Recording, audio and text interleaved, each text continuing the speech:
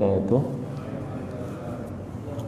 Alhamdulillahirabbil alamin wa bihi nasta'in wal 'aqibatu lil muttaqin ala umuri dunya waddin asyhadu an la ilaha illallah wa asyhadu anna sayyidana Muhammadan abduhu wa rasuluh. Allahumma salli wa sallim ala habibil karim sayyidina Mustafa sallallahu alaihi wasallam wa ala alihi wa ashabihi wa man tabi'ahum bi ihsanin ila yaumiddin. Subhanaka la ilma lana illa ma 'allamtana innaka antal alimul hakim. Rabbi shrah li sadri wa yassir li amri wahlul 'uqdatam bil lisani yafqahu qawli. Wala haula wala quwwata illa billah al-aliyyil azim. Amma ba'd. Yang saya hormati, lagi saya kasih Fadil Ustaz pengacara majlis, yang saya hormati pengerusi surau Al-Mukhlisin. Tadi saya forum dengan Dr. Said Syahrizan, sahabat kita. Dia kata, Ustaz pergi mana malam ni? Ceramah di surau Al-Mukhlisin. Dia kata hebat surau tu, sebab semua AJK dan jemaah surau tu semua orang ikhlas laga. Al-Mukhlisin, Al-Mukhlisin Al-Huddin. Orang-orang ikhlas. Alhamdulillah. Mudah-mudahan dengan nama sungguh, nama surau tu ikhlas, kita pun jadi orang ikhlas kan. Amin, amin ya rabbal alamin. Tuan-tuan imam, pegawai surau, para asatizah, alim ulama, ibu-ibu, ayah, tuan-tuan perempuan sedang hadirin dan hadirat yang dirahmati sekalian. Alhamdulillah, puji syukur kita panjatkan kepada Allah SWT. Dengan limpah kurnia yang taufik di sisi Allah, kita dapat sama-sama pada malam ini. Sebelum nak mula majlis, kita duduk dalam situasi COVID ni. Bukan selesa nak cakap pakai ni. Tapi nak buat macam mana kan? Kita ikutlah SOP dia. Tambah-tambah buat live macam ni. Nampak pula ustaz tak pakai mask lagi. Banyak pula nak jawab ni kan. Jadi Ustaz Jumaat dan tuan-tuan pun, saya bukan selesa sangat duduk nak pakai. Nak buat macam mana? Kita ikut je lah. Duduk jauh-jauh pula. Saya tahu tuan-tuan suka duduk rapat-rapat. Sebelum ada COVID pun masih suka duduk jauh-jauh dah. Dah salih alaihi wasallam. Tapi kita ada satu, selain pada ikhtiar, ada satu benda yang sangat kuat sebenarnya. Sangat kuat. Nama dia doa. Doa ni Allah bagi kat kita umat Nabi Muhammad SAW, orang beriman ni, kekuatan doa ni sangat kuat. Sangat kuat. Satu je syarat doa ni, kita kena yakin. Kita letak keyakinan. Sahabat Nabi tanya, ya Rasulullah, ceritakan kepada aku satu kalimat je, qul li qawlan fil Islam. Ceritakan kepada aku satu kalimat yang aku tak tanya orang lain dah, aku tanya dekat kamu je Rasulullah. Rasulullah kata apa? Qul amantu billah thumma istaqim. Kamu katakan kamu beriman kepada Allah, kemudian kamu istiqamahlah. Ulama yang syarah hadis ni dia sebut, di antara syarat kepada istiqamah ialah iman. Kalau orang tanya kita, macam mana yang boleh istiqamah sangat ni? Istiqamah ni konsisten, dia tak pernah tinggal, dia buat tu tak pernah tinggal lah. Macam mana yang boleh istiqamah sangat ni? Sebab beriman, percaya tu yang menyebabkan dia tu istiqamah.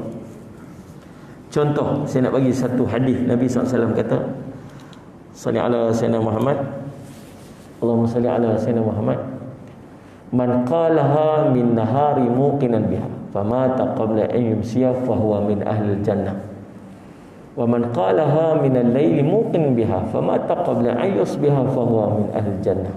Hadis ini cerita tentang sayyidul istighfar. Nabi kata, siapa baca sayyidul istighfar ni pada 11 siang dia dengan yakin, lalu dia mati pada 11 siang tersebut, maka dia daripada ahli syurga Allah. Siapa baca dengan yakin pada 11 malam dia, lalu dia mati pada 11 malam tersebut, maka dia daripada ahli syurga Allah.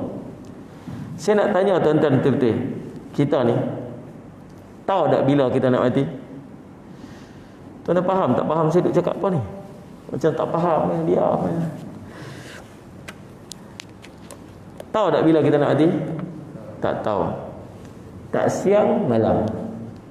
Tak sebelah siang, sebelah malam. Hari ni dapat berita seorang sahabat ditidurkan lebih sebulan ditidurkan. Kan? Dia kena COVID-19 dah mencecah 2 bulan. Antara pesakit paling lama ditidurkan, hari ni meninggal. Kenapa Salih Al-Rasul Muhammad? Tahu tak meninggal bila? Siang ke malam? Tak tahu. Bila tak tahu. Yang pasti tak siang malam. Nabi kata dalam hadis ni, riwayat Imam Bukhari, kalau dia mati sebelah malam tu dan sebelah malam tu dia baca Sayyidul Istighfar ni, janji Nabi dia daripada ahli syurga Allah. Fahuwa min ahli jannah. Tuan-tuan jangan percaya cakap saya. Percaya cakap Nabi. Nabi sebut, dan Nabi takkan cakap saja melainkan dia wahyu daripada Allah. Tuan-tuan boleh faham dekat tu? Jadi tuan-tuan yang dengar malam ni, tuan-tuan nak beramal dengan Sayyidul Istighfar ni? Patut ramai tak? Patut ramai lah. Kalau dia tak beramai, maksud dia apa? Tak berapa percaya lah. Dia tak? Pasal apa hang tak buat? Bukan boleh percaya sangat. Kalau percaya, kalau masa dia tak boleh percaya. Tapi pasal apa yang hang buat sangat ni? Siapa? Nabi yang janji, takkan tak percaya kot. Oh, tiap-tiap hari tak pernah tinggal ni. Berapa tahun dah makcik tu beramal dengan Sayyidul Istighfar ni? Ustaz, 30 tahun Ustaz. Daripada saya mengaji dulu ni, ada seorang ustaz tu beritahu, sampai hari ni tak pernah tinggal. Pasal apa makcik duduk amal sangat ni? Sebab makcik takut hari tu makcik mati. Dah faham tak ni?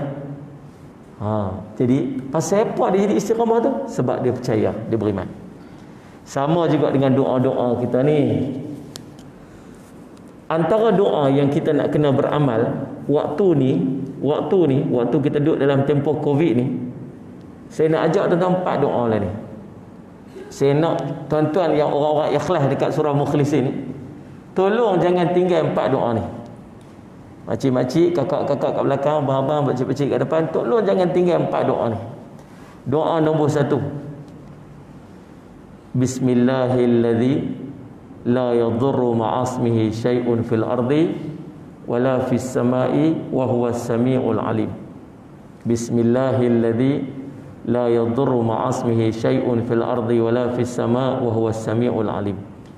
Bismillahilladzi la yadurru ma'asmihi syai'un fil ardi wala fis sama'i wa huwas sami'ul alim. Siapa yang waktu saya baca dia ikut saya baca tadi? Jangan angkat tangan saya tengok. Siapa baca? Kita dah baca dah untuk malam ni. Pasal Nabi sebut, siapa tak baca lagi baca 3 kali. Sebab Nabi SAW sebut, dia tak akan ditimpa apa musibah pun sampai subuh esok. Bukan saya kata, Nabi kata. Dia tak akan ditimpa musibah. Esok pagi subuh baca lagi 3 kali. Nabi kata dia tak akan ditimpa musibah pada sepanjang hari tersebut. Tapi kalau Allah nak timpakan musibah tu kat kita, macam mana? Allah akan lupakan kita pada hari tersebut. Bukan pasal kita buat tapi Allah bagi kena. Tak. Allah akan lupakan kita pada hari tersebut, kita akan kena waktu tu. Kisah seorang sahabat ni, dia riwayatkan hadis ni. Tiba-tiba dia lumpuh. Orang mai tengok dia. Orang kata, orang duk tengok dia. Dia kata apa? Aku tak berdusta atas nama sahabat, aku tak berdusta atas nama Nabi, tapi pada hari aku kena penyakit tu, hari tu aku tak baca doa ni. Jadi kita nak kena buat apa tuan? Tiap-tiap hari tolong jangan tinggal. Jangan tinggal. Doa 1. Doa nombor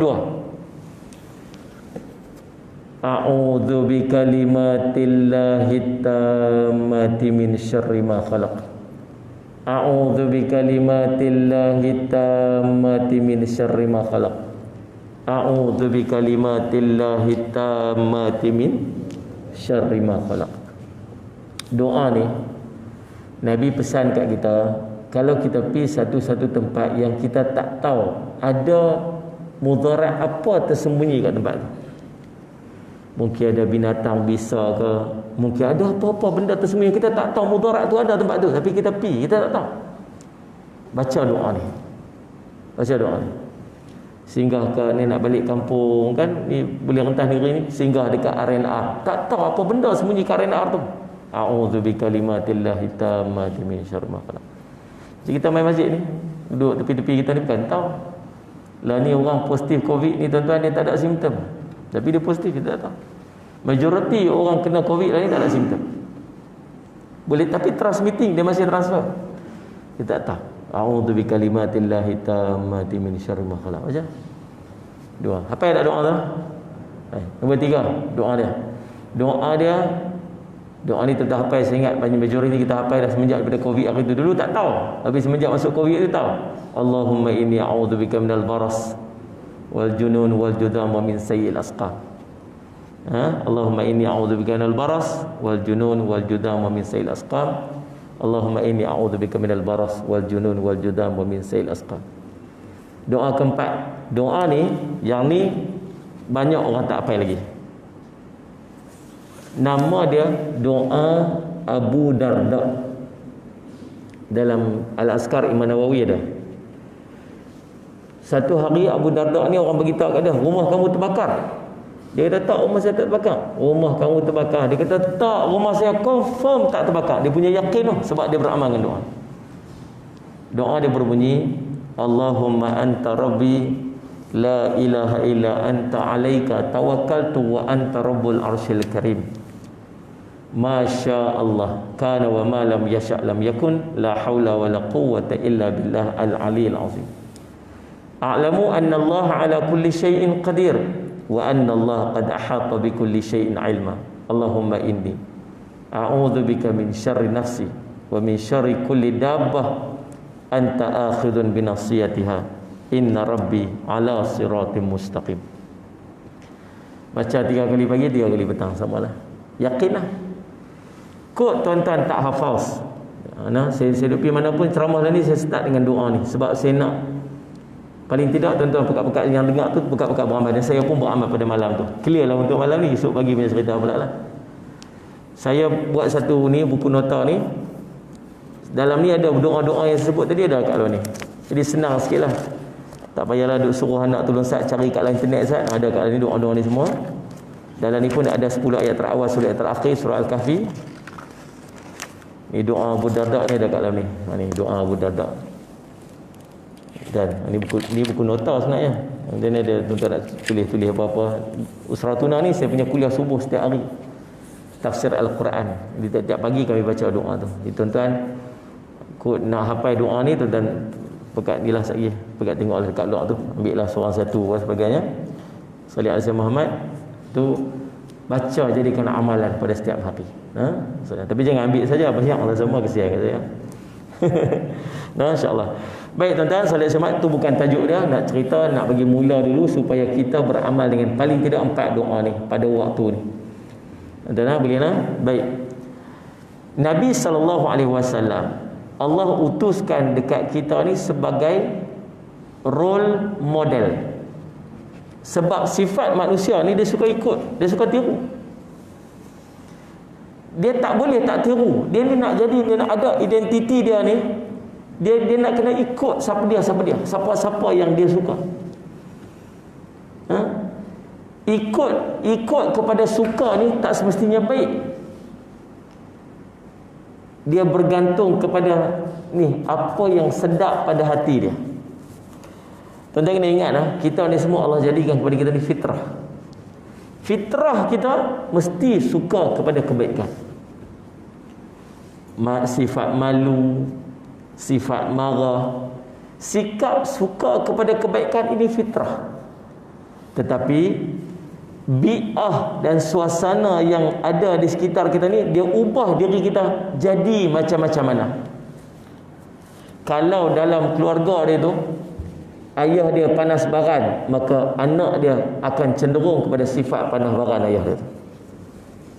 Kalau dalam keluarga dia tu mak dia tak reti malu, pakai seluar pendek, pakai tunjuk aurat, anak dia akan cenderung macam mana mak tu.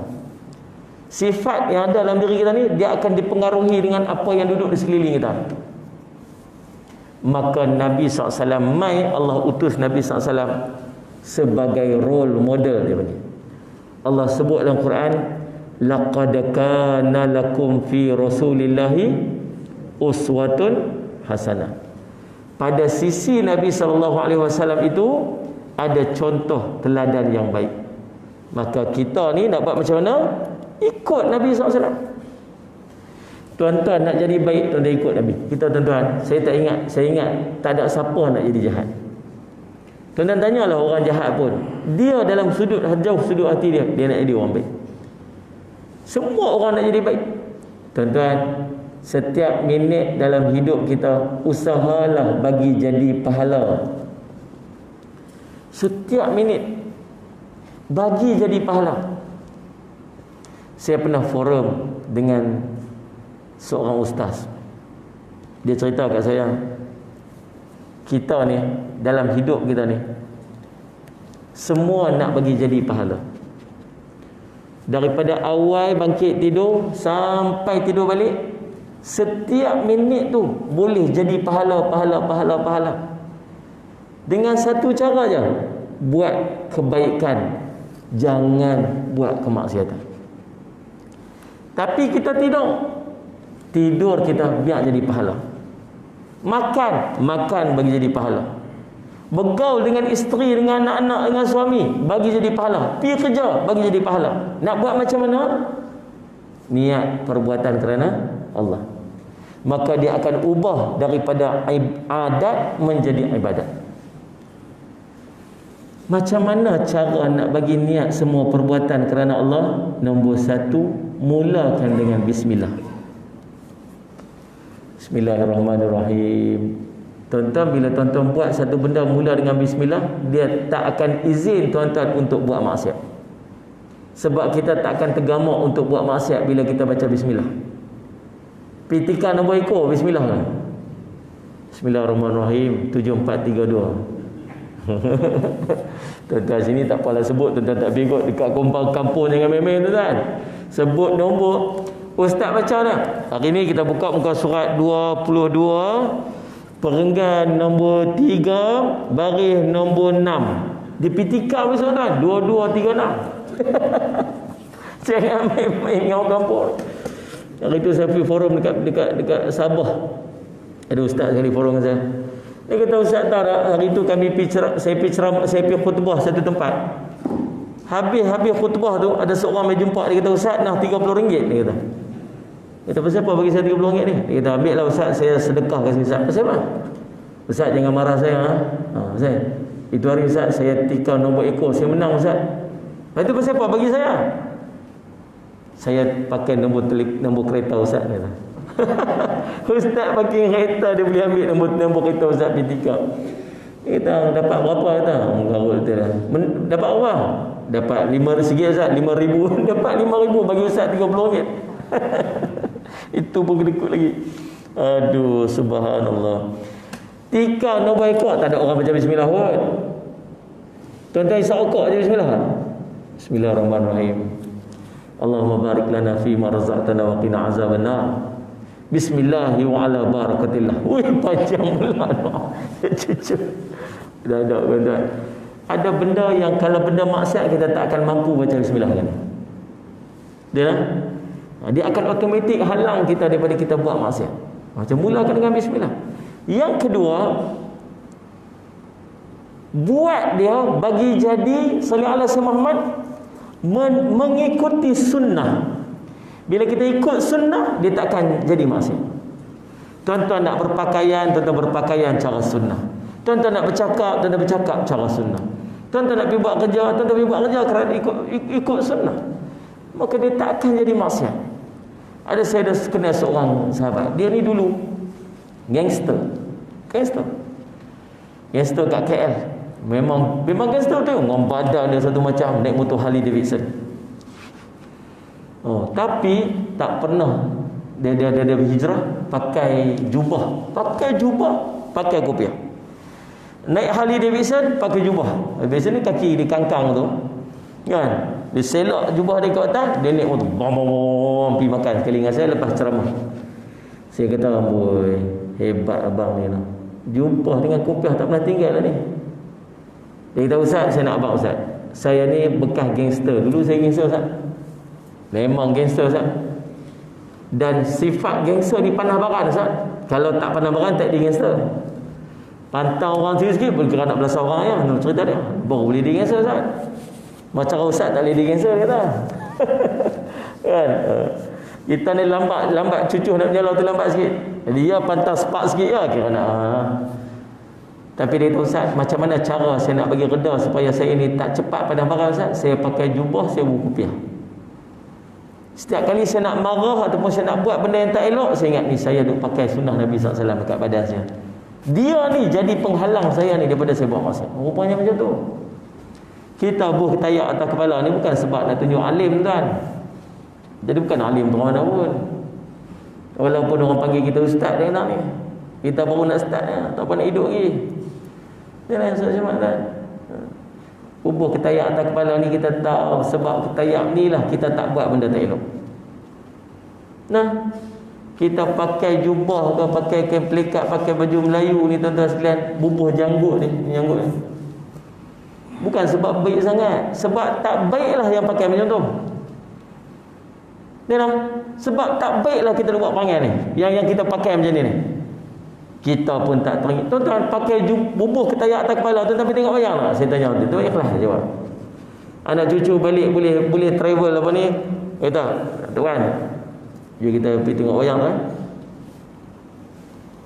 Tak ada Nabi ya? Kalau tuan-tuan pergi pun tuan-tuan lipat ketayak bulan poket tu. Betul kan? Potong kiri tu apa? Naik kereta potong kiri. Mentang-mentang naik MyV. Ni potong kiri pun ketayak tak tepi tu. Pasal apa? Nak buat perangai tak elok sikit kan? Buat perangai tak elok sikit, buat je. Pasal apa? Sebab yang ni duk halang kita daripada kita buat benda tak elok. Maka perbuatan-perbuatan kebaikan yang kita buat, yang kita duk ikut sunnah Nabi ni sebenarnya bukan sebab kita baik, tapi sebenarnya kita tak baik. Dia duk jadi penghalang kita, duk jadi shield, bagaimana? Duk jadi perisai kita daripada kita buat benda-benda yang tak elok. Nah, saya selamat. Tuan-tuan, Allahumma salli ala Muhammad. Dan bukan setakat tu, kalau boleh nak mati pun dalam kebaikan, mati pun dalam sunnah. Baru ni ada seorang pegawai polis di Gotong Jaya. Dia ni orang second man kot dekat IPK atau IPD tu. Tuan-tuan, meninggal baru ni. Berapa hari lepas? Seminggu tak sampai lagi. Dia meninggal sedang mengimamkan solat subuh. Best. Tengah jadi imam solat subuh, rebah meninggal. Allahumma salli ala sayyidina. Allahumma salli ala sayyidina. Lepas tu baca doa tu, bismillahirrahmanirrahim. Nah, baca doa tu. Cuma yang kita risau ni di in between. Tak in between. Tuan-tuan baca doa tu, boleh tak baca tengah hari? Boleh tak? Boleh lah. Tapi waktu pagi sampai tengah hari tu, waktu kita tak baca tu, kita masih terdedah lah. Kita faham tak faham tu? Start kita baca tu baru dia cover. Macam insurans lah. Accident pagi, petang baru beli insurans, tak cover lah insurans tu. Boleh faham kan? Macam tu dengan yang kita risau tu dah. Dia kena waktu kita ni belum baca lagi. Masuk azan subuh, Allahu Akbar. Okey, dah habis dah. Maksudnya coverage yang semalam kita baca tu dah habis dah tu. Nah. Lepas tu lagi kita pula baca pula jenis baca lepas subuh. So dalam tempoh tu berapa minit tu, berapa kadang tu waktu tu ada potensi-potensi tak kita nak. Kita faham tak ni? Macam mana nak cari tu? Sebab tu jangan lewat-lewatkan baca zikir-zikir dan amalan-amalan yang boleh melindung kita daripada musibah-musibah dan penyakit.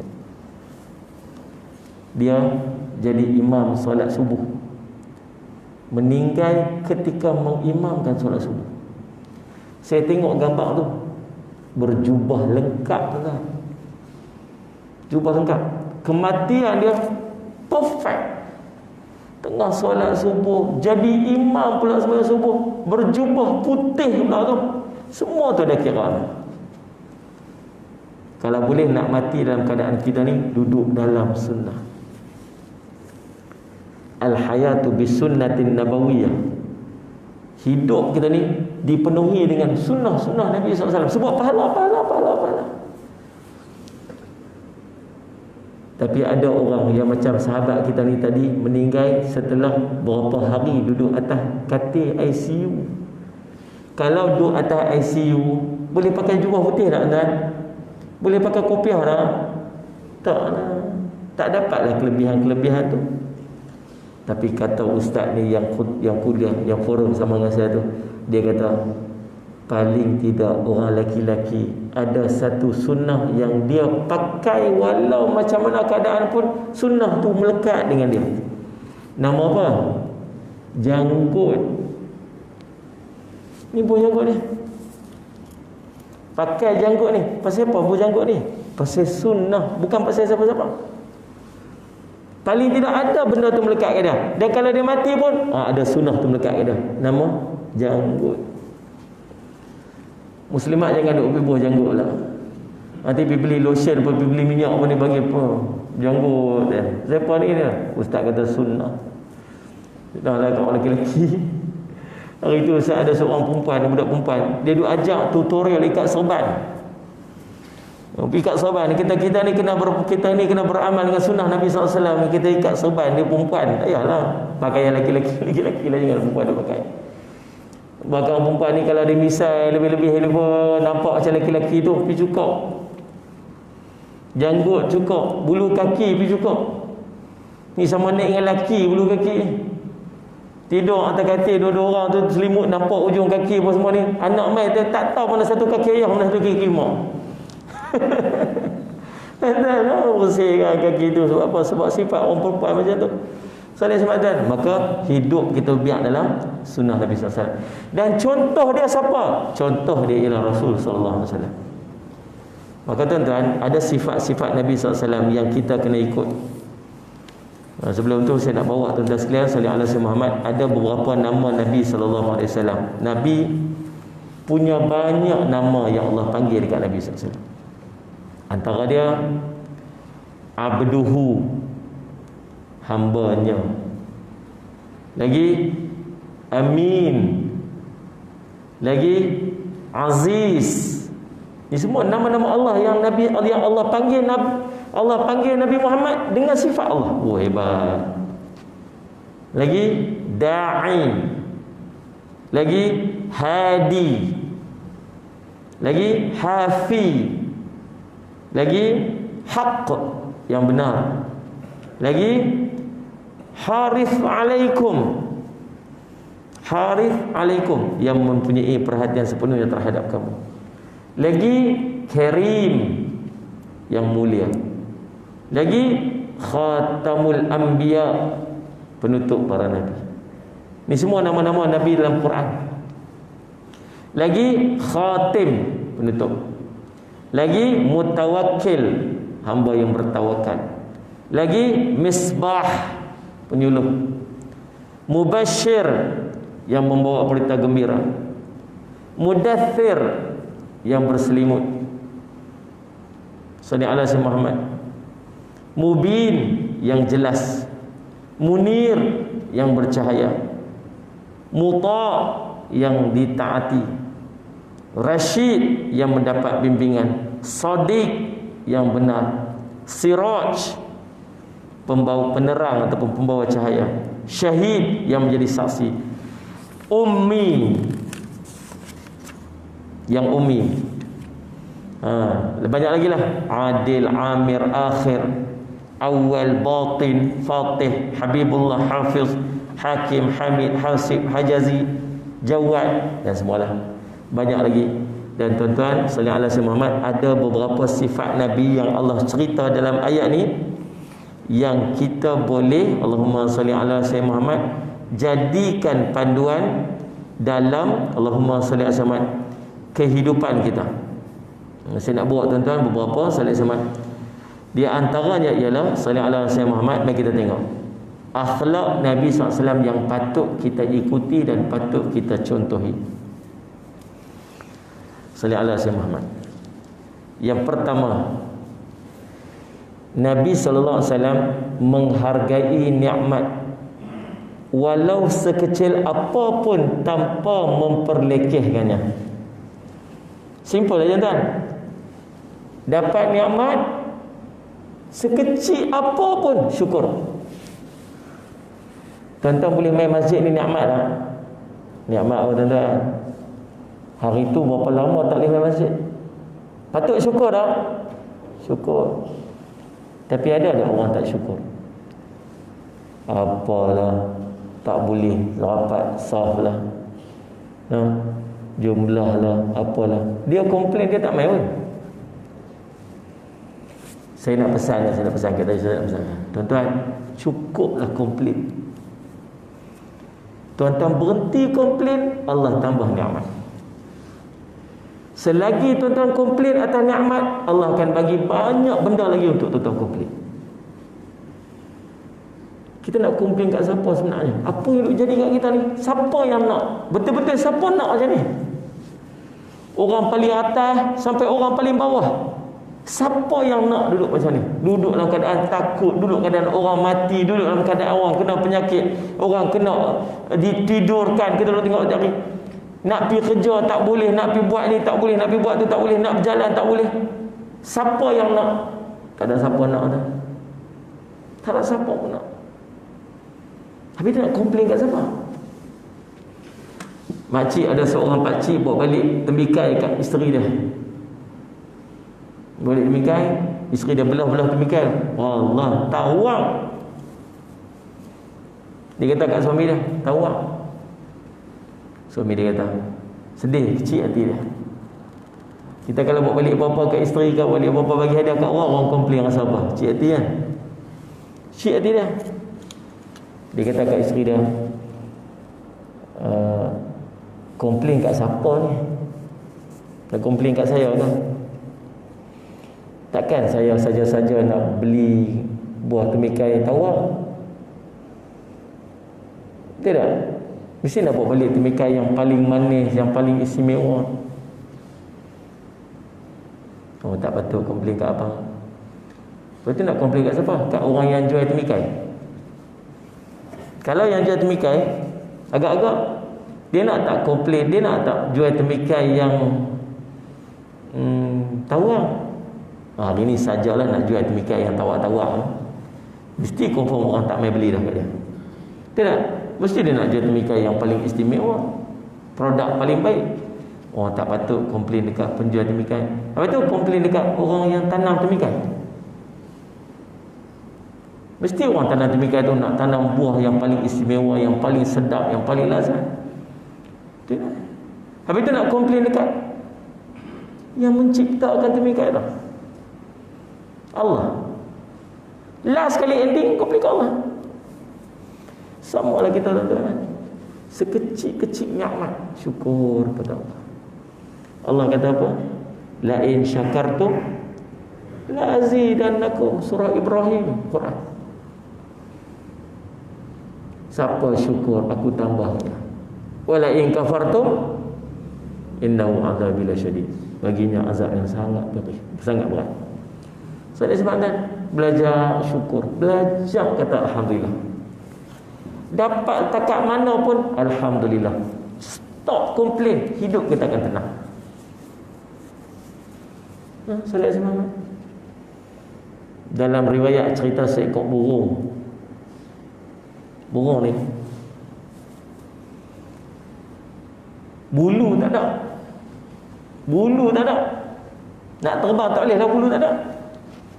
Duduk tergapai-gapai kat tengah padang pasir. Padang pasir. Orang cakap dia huruf Q kat belakang kan? Pasir. Kalau orang Melaka cakap huruf U kat belakang, pasir. Pasir. Duduklah sorang-sorang kat tengah padang pasir tu. Tiba-tiba nampak seekor burung lalu. Oh, burung tu. Panggil burung tu, Ustaz. Burung tu terbang, ya, turun ke dah tengok. Nak pergi mana ni? Nak pergi syurga Asad. Nak pergi jumpa para malaikat.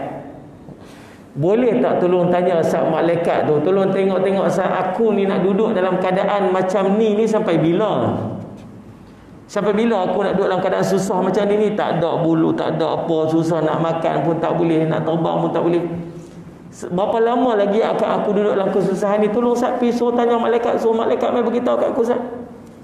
Baik, nanti aku tanya malaikat. Dia pun terbang pergi, jumpa lah malaikat. Dia tanya malaikat, tadi saya jumpa seekor burung, dia teruk sangat keadaan dia tu. Dia tolong tanya, dia minta tolong tanya, Salih alaihi Muhammad, berapa lama lagi dia nak duduk dalam keadaan macam tu? Dia menjawab, kisah ni akan kita sambung lagi selepas azan. Jangan ke mana-mana. Silakan. Bagi suspend lagi. Ada Tok Bilal? Tak ada, saya azannya.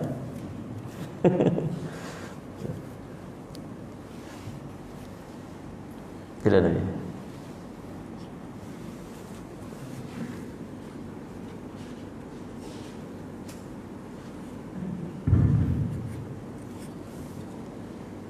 Allahu Akbar, Allahu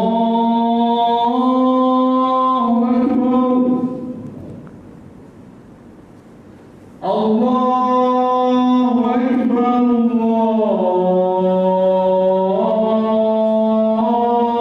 Akbar.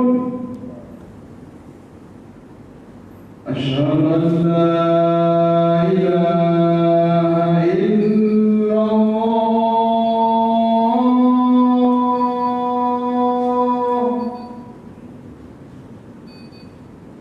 Asyhadu an la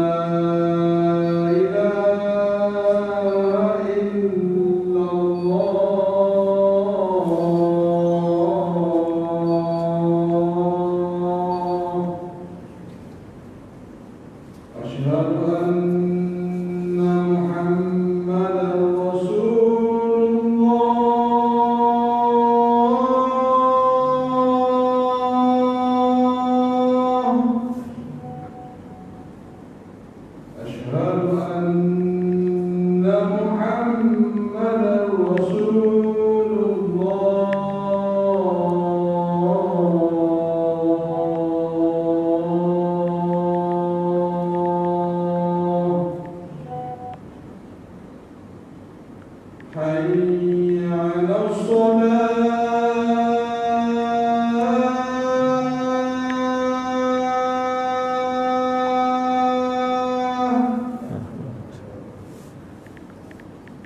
حي على الصلاة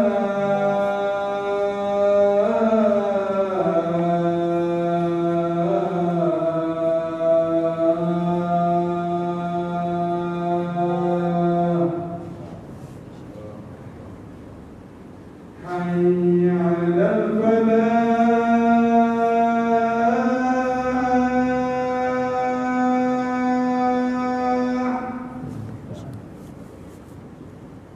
حي على الفلاح.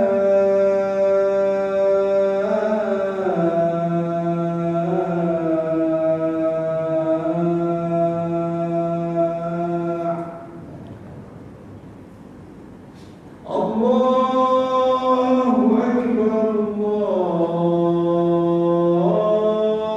الله أكبر. لا إله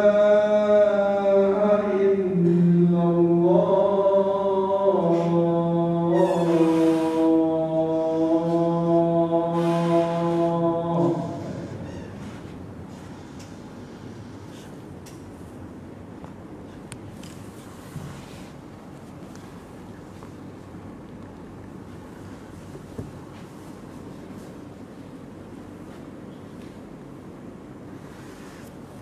Sambung cerita tadi. Jadi dia pun, malaikat ni kata apa? Saat pergi tengok, malaikat pun tengok-tengok. Malaikat kata, oh dia lambat lagi. Cerita dia lambat lagi. Dia akan duduk dalam keadaan macam tu lama lagi. Dia pun pilih balik bagi tahu. Cuma dia kata, malaikat ni kata apa? Kalaulah dia boleh sebut satu benda, satu perkataan, maka hidup dia akan tenang walaupun dia duduk dalam keadaan macam tu. Apa dia? Suruh dia kata alhamdulillah ala kulli hal. Syukur pada Allah pada setiap keadaan. Alhamdulillah ala kulli hal. Dia pun pilih balik beritahu. Dia kata, malaikat tu beritahu, hang lama lagi duduk dalam macam ni lambat lagi. Kata Allah, macam mana lah. Tapi malaikat tu pesan suruh sebut satu benda, alhamdulillah ala kulli hal. Tak apalah dia beramal. Dia pun pilih burung tu pergi. Tak berapa lama lepas tu burung ni lalu lagi. Dia lalu dia tengok, dia nampak ada seekor burung yang elok, yang sihat, yang dapat diamal saja. Dia pun turun mai. Dia kata, bukan kamu ke burung hari tu yang tak ada bulu-bulu? Dia kata, aku. Macam mana hang dapat nikmat ni macam ni semua? Dia kata, padahal dulu malaikat tu kata lama lagi hang duduk dalam ni. Dia kata, aku pun tak tahu. Cuma aku duk amal apa malaikat tu kata. Syukur pada Allah dan setiap benda. Betul lah macam mana yang Allah sebut dalam ayat tadi ni, surah Ibrahim tadi ni. La in syakartum la azidannakum. Dapat benda sikit-sikit syukurlah, dah banyak syukur. Banyak syukur. Saya pun nak kena ajak diri saya pun macam tu juga. Banyak syukur. Salih alaihi wasallam dan ajak diri dengan apa yang kita ada ni, syukurlah, alhamdulillah. Kadang-kadang Allah bagi kita takat tu sebab Allah tahu takat tu aja yang baik untuk kita. Nabi SAW doa apa kat anak-anak dia, ya Allah bagilah yang cukup, yang sekadarnya dekat keluarga Muhammad. Bagi yang cukup sekadarnya aja. Yang cukup ni bukan maksud banyak. Cukup ni bukan maksud banyak. Cukup ni maksud memadai untuk dia, yang tak merosakkan dia. Kita ni bila dapat satu benda tuan-tuan, kadang-kadang banyak sangat rosak kita. Ni boleh main masjid, yang boleh main duduk dalam masjid malam ni. Tahu pasal apa? Pasal dapat cukup-cukup kan. Kalau dapat banyak, tak jadi macam mana? Tak main dah. Sibuk malam ni meeting. Malam dia ceramah ni. Tak apalah, hampir malam ni aku dah mesyuarat. Salih sama. Ni ada mesyuarat ni. Ada mesyuarat projek yang apa-apa. Dah pula. Tak sempat aku nak kena pergi ni. Nak kena pergi KL ni, nak kena pergi malam ni dah tu. Nak kena pergi Johor tu apa semua. Dia boleh rentas negeri dah. Pasal apa tu? Projek kesan jalan. Nikmat kita boleh duduk tu duduk baca dekat atas tu. Nikmat, kelebihan menuntut ilmu. Dia dapat kebaikan dunia dia dengan harta dia mungkin melimpah ruah, tapi dia hilang nikmat akhirat. Ada seorang dulu, malam ni cerita banyak orang seronok juga. Lama tak sembang kan tuan-tuan. Bukan lama tak sembang, tak pernah sembang ni baru baru first time sembang kan tuan-tuan. Sebab cerita banyak kita berhenti lambat sikit lah. Pukul 12 hari kita berhenti lah. Boleh kan? Oh, kemas. Tuan-tuan duduk lah, saya nak balik. Dia main kawan saya, dia meniaga pasar malam macam tu lah. Tapi orang baik lah, orang baik, orang pergi ceramah masjid, orang masjid. Satu hari dia beli kereta besar kan. Dia beli kereta besar ni macam di luar kemampuan dia lah, sebab dia meniaga tepi jalan tu kurma-kurma apa sikit. Aku tahu dahsyat ni beli kereta besar ni.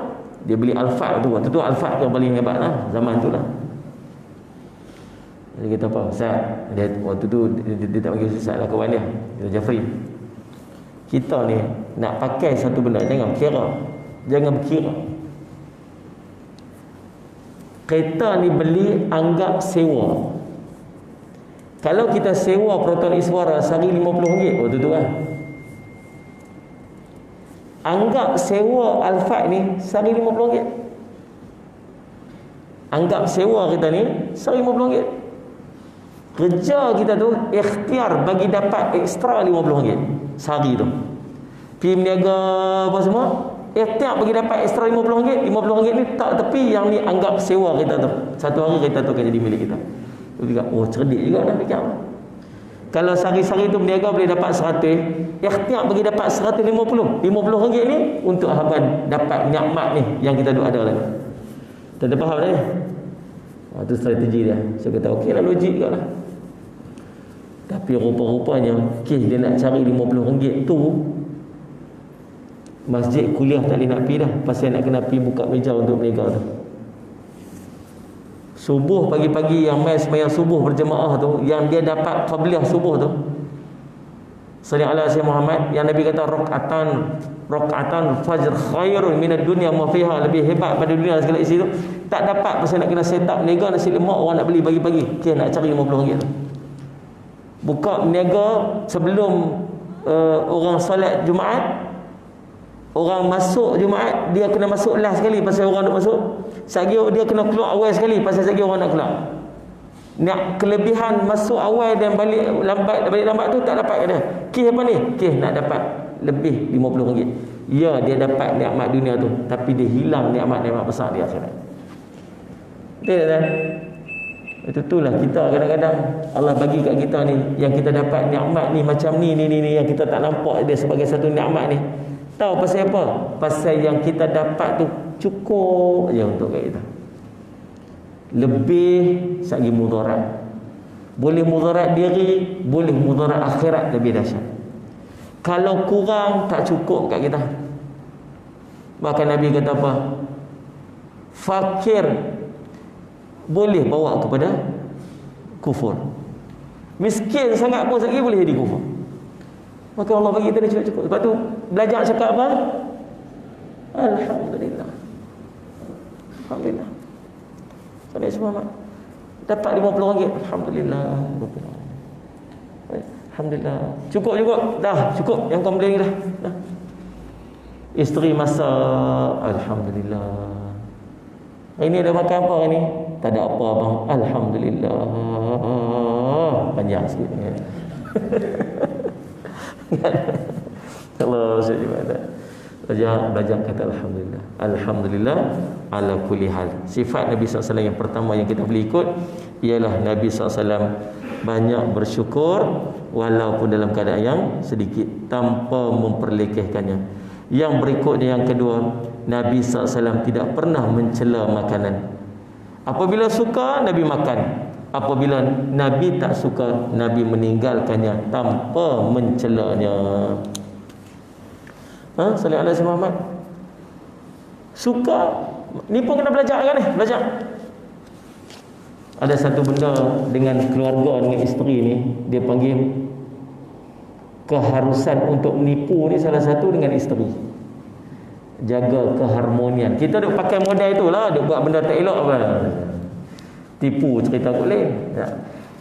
Ulama bagi contoh, macam dia masak tak berapa sedap, kita nak jaga hati dia. Masak Allah terlebih masin sikit, dah sedap lah ya Allah. Sedap ni tak ada orang masak sedap ni. Sedap bang? Sedap, alhamdulillah sedap. Lah hati kita, ya Allah masinnya, masya-Allah. Tapi kita pantang silap sikit. Apa ni lori garam terbalik ke kat kampung kita ni? Orang perli tu. Cik hati kawan tu. Macam kes temikai tadi lah. Anda tahu tak? Awak isteri kita saja nak masak tak sedap kat kita. Faham tak ni? Kalau boleh dia agaknya dia dengan masak tu. Lepas tu tuan-tuan jangan duk marah orang perempuan buat gambar dalam Instagram masak dia. Macam kita lah, kita jenis minat kereta, tukar sport rim kereta, ambil gambar bolam kereta, bolam Instagram. Pi mancing, dapat ikan pun, beli rod, ambil gambar pun.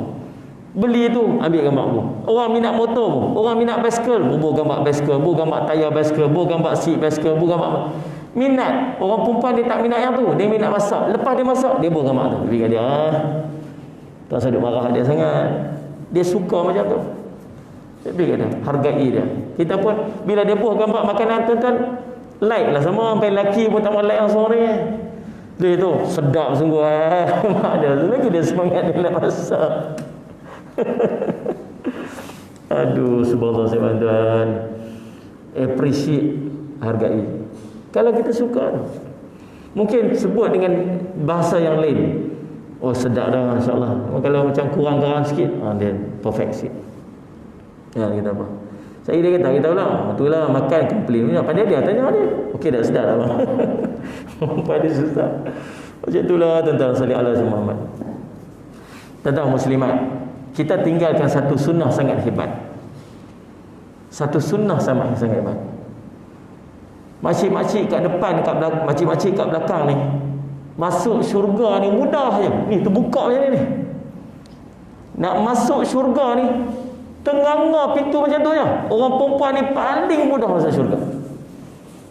Ni yang lelaki-lelaki kat depan ni payah masuk syurga. Tanggungjawab banyak, berat. Banyak soal jawab, banyak benda nak kena tanggung. Muslimat kalau dia duduk di rumah dia saja, dia tak pergi mana pun, peluang nak masuk syurga lapang aja dia. Sebab apa? Sebab gedung pahalanya duduk di rumah dia. Kita ni orang lelaki-lelaki lah, ada budak-budak sekolah nak pergi sekolah, budak-budak nak pergi sekolah, bawa beg, jalan kaki. Kita tanya, ni anak siapa ni? Ayah mana? Ayah tak ada. Mak mana? Mak duduk rumah. Kerja apa? Tak kerja. Makan tak lagi ni? Tak makan. Kita pun ambil lah RM1 2, nah pergi beli makan. Esok kita beli roti canai siap-siap bagi kat dia. Dia lalu nak ambil bagi makan roti canai. Dapat pahala dah. Dapat pahala dah. Dia guna makanan tu pula, dia pergi belajar pula, dia pergi belajar. Suatu hari subhanallah jadi alim ulama hebat. Kita dapat tak pahala? Dapat tak? Tuan-tuan tahu tak siapa dia dapat pahala tu tiap-tiap hari? Tu yang kat belakang tu. Anak pergi sekolah, suami pergi kerja cari rezeki. Mana siapa? Suami pergi kerja cari rezeki, pergi buat ibadat, pergi masjid, iron baju suami. Saudara semua, ada. Suami mai duduk bahaya semayang, dapat pahala kat dia. Suami pergi azan, mana abang tadi azan? Siapa iron baju? Tak mau jawab dia. Aku jawab. Isteri dia iron baju, dapat pahala. Nak solat semua. Saya kata kalau orang perempuan nampaklah betapa besarnya pahala ni. Kita nak dapat layanan istimewa, pergi makan di hotel 5 star. Nak lagi istimewa, pergi makan di hotel 7 star. Kita duduk-duduk ni. Tak dan duduk lagi, dia tarik kerusi kita. Kita ramai, dia tarik kerusi. Kita tarik balik, dia tarik balik kita. Rupanya dia tarik tu suruh kita duduk. Kita ingat dia nak tarik kerusi tak bagi kita duduk. Kita tak reti orang kampung. Dia main tu tak? Duduk situ, kita pun duduk. Duduk, dia main kat tepi ni buat pam begitu. Ni kain ni apa dia punya tu? Tu kain apa tu? Oh gitu. Napkin tu, lepas tu bubuh kat. Kita pun makan. Lepas tu saat dia main ambil, dia tu ayak kita. Lepas tu saat dia main. Silakan makan semua. Subhanallah, kita dapat layanan 5 star ni dekat mana? Dekat hotel. Tuan-tuan tahu tak patutnya layanan 5 star ni dapat kat mana? Kat rumah. Kat rumah. Muslimat jangan komplain. Kalau dia nampak yang duduk depan dia tu yang nak makan itu tu gedung pahala dia takkan komplain. Sebab bukan suami dia yang akan bagi pahala kat dia. Yang akan bagi pahala dekat Allah bagi dia. Duduk. Sedar siapa? Ya Allah, pasal apa ni? Redha Allah bergantung pada redha suami. Angkat tarik besi. Tak duduk pun. Dia berdiri kat tepi. Ambil ayat tu. Sila orang makan. Masya-Allah. Tolong suap pula. Allahu Rabbi. Ahli syurga dan syurga. Isteri kita tu syurga. Syurga dekat dia. Kita tak tahu lagi. Kalau isteri kita buat macam tu, tuan-tuan tengok dia. Dialah penghulu bidadari syurga. Saudara semua. Nah, penghulu bidadari syurga isteri kita. Kalau bidadari syurga tu cantik dah, ketua bidadari lagi cantik pada penghulu ketua bidadari lagi cantik pada bidadari. Siapa? Tu isteri kita lah. Siap makan masa. Jemput makan apa? Sedap tak bang? Alhamdulillah sedap. Allah subhanahu wa Allah Rabbi. Sayangnya benda ni tak ada kat rumah kita. Pasal apa tak ada kat rumah kita? Pasal isteri kita dia tak berasa yang duduk depan dia tu gedung syurga dia. Kita macam kalau tuan-tuan mai semayang, semayang zuhur 4 rakaat. Tuan-tuan semayang di rumah pun 4 rakaat. Tuan-tuan semayang pukul 4 petang pun 4 rakaat. Sama aja. Tapi bila kita nak sembahyang, kita nak cari yang paling afdal. Paling afdal ni macam mana? Mai sembahyang awal waktu, sembahyangnya di masjid, sembahyang di saf paling hadapan, pakai pula warna putih. Maka pahala sembahyang kita sangat banyak berbanding dengan 4 rakaat yang kita buat yang kurang afdal. Pasal apa yang puluh sangat tu? Sebab nampak ganjaran pahala yang akan kita dapat bila kita buat yang paling afdal. Seandainya para isteri nampak betapa besarnya ganjaran dia melakukan dan memuliakan suami dia, maka dia akan buat sebaik-baiknya sebab dia tahu itu gedung pahala dia. Sallallahu alaihi wasallam.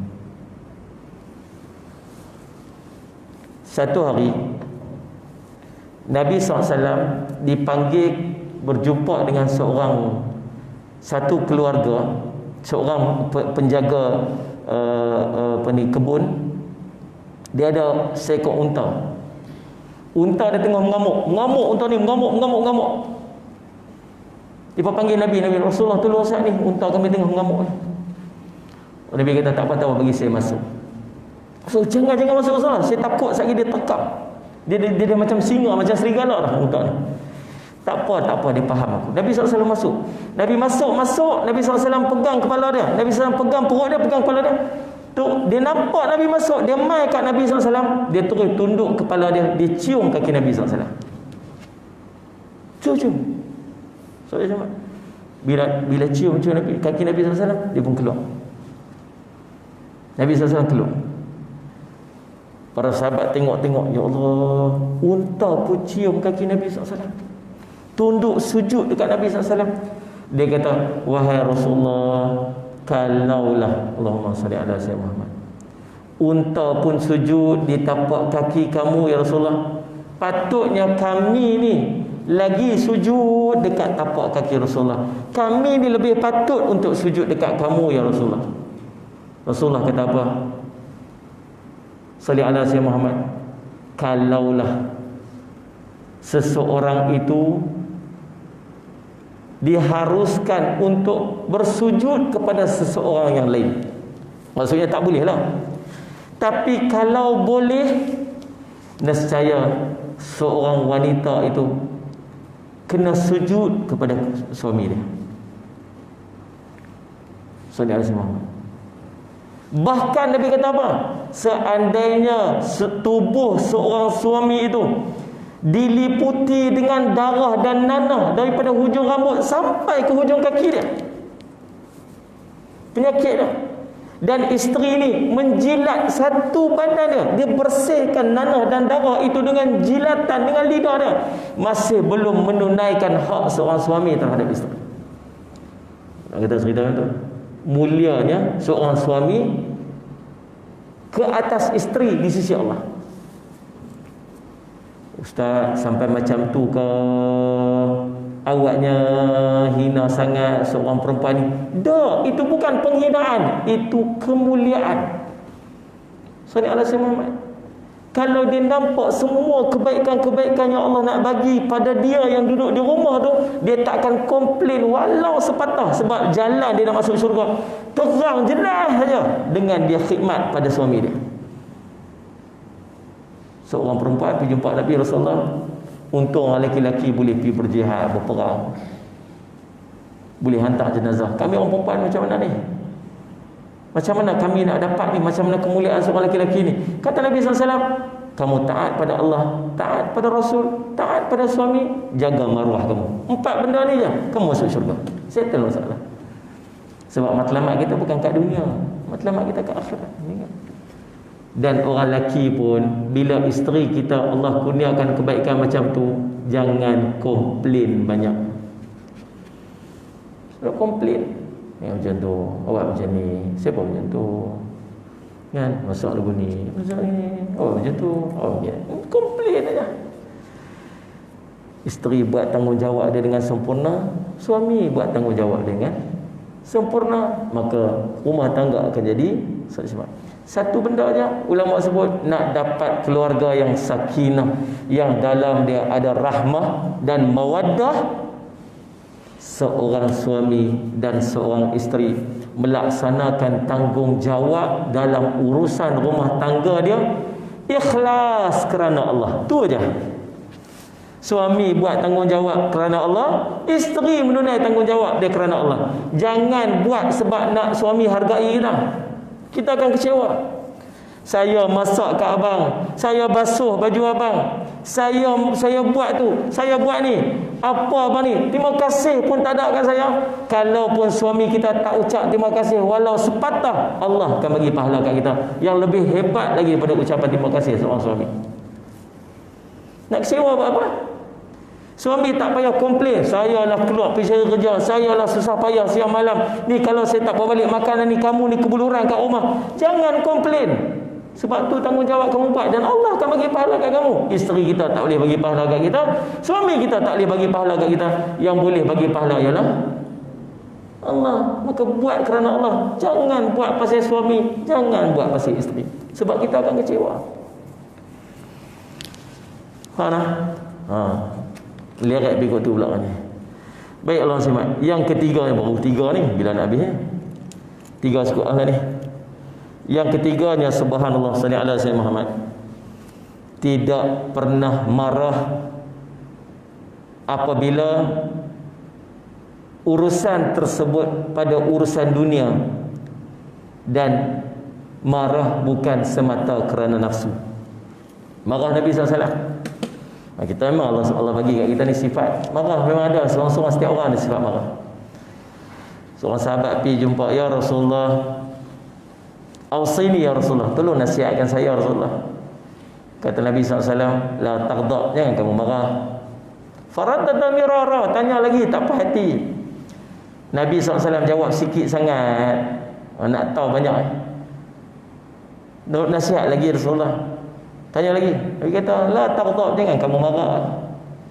3 kali Nabi ulang, jangan marah, jangan marah.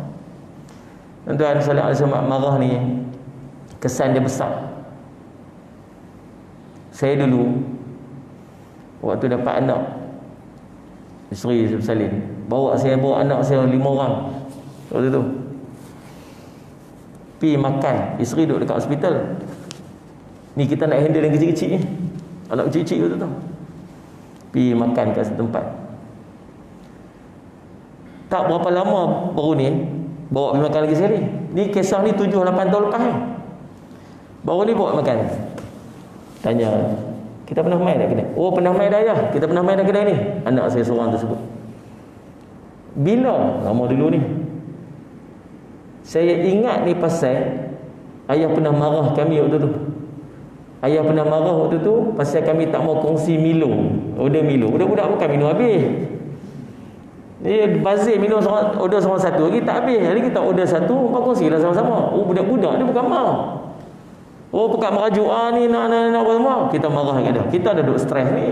Nak jaga 5 orang. Orang perempuan boleh jaga api apa orang pun, kita jaga seorang sudah lah. Apa ni laki-laki ni kan. Jenis penyabak tu lah. Saya mana?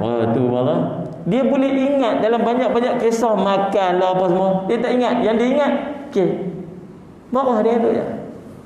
Rupanya marah ni dikesan pada hati orang saya. Seorang dia pergi mengadu kat ayah dia. Dia kata, ayah, saya ni Penambaran sangat. Dia kata, setiap kali kamu marah, kamu bawa satu paku, ambil hammer, pergi lepaskan kemarahan kamu kat dinding belakang rumah. Ambil paku. Benci aku, benci. Bang. Begitu. Nanti bila reda ni, pergi cabut balik. Dia buat tu. Setiap kali dia marah, dia pergi lepas. Dia marah. Sampai satu hari, dia tak marah dah. Dia dah reda dah. Dia pergi jumpa ayah dia. Ayah, yang ayah buat serubat tu kesan. Saya dah tak marah dah lagi. Saya dah tak marah. Kita alhamdulillah, syukur. Kamu tak marah? Tak marah. So dia semak dia. Apa kamu buat? Ayah suruh itu pergi lepas dekat dinding tu. Dia pergi tengok. Pergi tengok tu dia berlubang di dinding tu. Ayah dia kata apa? Alhamdulillah, kamu tak marah. Kamu dah tak marah dah. Kamu dah lega dah dengan penyakit penambaran kamu.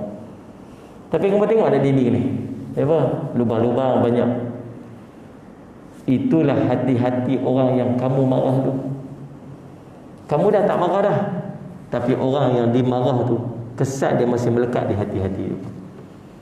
Betul tak? Waktu semalam kadang-kadang waktu pakar psikologi sebut lah, bila kita nak respon satu-satu benda atas satu perkataan, ambil 6 second. Jangan terus respon, ambil 6 second. Ya tak? Abang tolong jawab ni. 6 second. 1 2 3 4 5 6. Pasal apa? Itulah. Kalau respon terus tuan-tuan, dia akan jadi tak elok. Sebab kita tak akan sempat fikir dulu apa yang akan kita keluar. Betul tak? Pakar psikologi kata lah. Betul juga ada. Marah ni dia akan bagi kesan yang sangat buruk pada orang yang kita marah.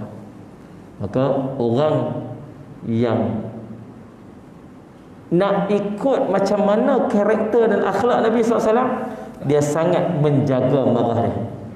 Marah bertempat. Bukan langsung tak boleh marah, kena marah. Nabi SAW pun marah. Siapa kata Nabi SAW tak marah? Nabi marah. Dalam riwayat cerita muka Nabi merah bila Nabi SAW marah. Naik urat ni Nabi SAW. Ni naik urat ni, dekat ni. Bila Nabi SAW marah, kami tahu Nabi SAW marah. Marah Nabi SAW, marahnya bertempat. Bila ada kaitan dengan agama, bila ada kaitan dengan Allah, Nabi SAW marah. Tapi pada urusan-urusan tertentu Nabi SAW tak marah. Dan tak ada keperluan pun untuk marah. Mai ada orang tuan-tuan saja nak test Nabi SAW. Dia bagi hutang kat Nabi.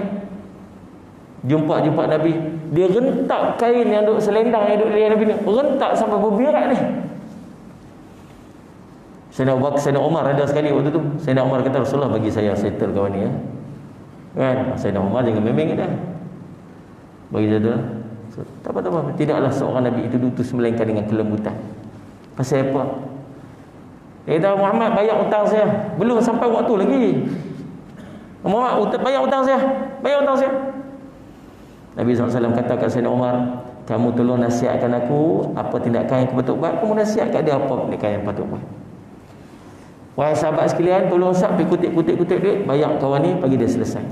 Sahabat pun kutip bayar dia. Dia kata, Rasulullah, hari ni aku beriman kepada kamu Rasulullah. Pasal apa? Sifat penyabarnya Nabi SAW. Saya semakkan. Maka kalau kita nak ikut sunnah bagi Nabi SAW, kita kena jaga satu benda nama marah. Belajar untuk cool down, belajar untuk tak exaggerate benda, tak berlebih-lebih dengan satu-satu benda. Mudah-mudahan kita ni jadi apa? Jadi orang yang berakhlak dengan akhlaknya Rasulullah SAW. Cukuplah takat tu, banyak lagi lah perbincangan dan kisah yang boleh kita bincangkan tentang akhlak Nabi SAW. Ambil 2-3 benda tu pun dah cukup dah. Belajar lah. Belajar bersyukur dengan nikmat yang Allah bagi kat kita walaupun sedikit.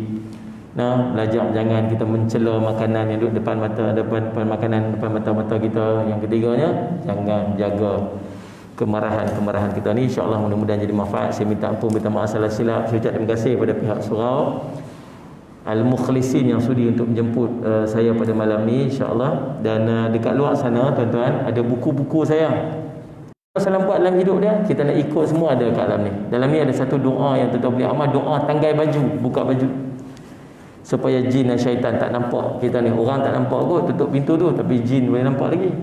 Macam mana cara supaya jin pun tak nampak juga? Maka ada doa dekat dalam ni. Yang ni doa dalam Quran. Ada 30 doa dalam Quran. Yang apa kisah di sebalik doa tu? Siapa yang panjat doa tu ada kat ni sebagai panduan kita. Dan yang ni buku sahabat saya, cerita tentang panduan untuk mendidik anak-anak kita. Salih Hasan Muhammad, dia seorang pakar parenting lah. Dan yang ni yang saya sebut tadi ni, dalam ni ada doa-doa. Tuan-tuan duk main mengaji, tuan-tuan bawa lah, boleh tulis-tulis sama. Saya pun nak tumpang pahala dia. Nah, insyaAllah tuan-tuan boleh dapatkan dekat luar sana. Banyak buku saya buat tu, tuan-tuan bagi perhabis lah. Sebab berat kereta nak bawa balik pimat-pimat. Kan, tuan-tuan ambil semua satu. Tapi jangan ambil saja, bayar semua. InsyaAllah kita jumpa lagi di lain masa dan ketika. Tuan-tuan, terima kasih atas perhatian. Aqul qawli hadza wa astaghfirullah li wa lakum. Wassalamualaikum warahmatullahi wabarakatuh.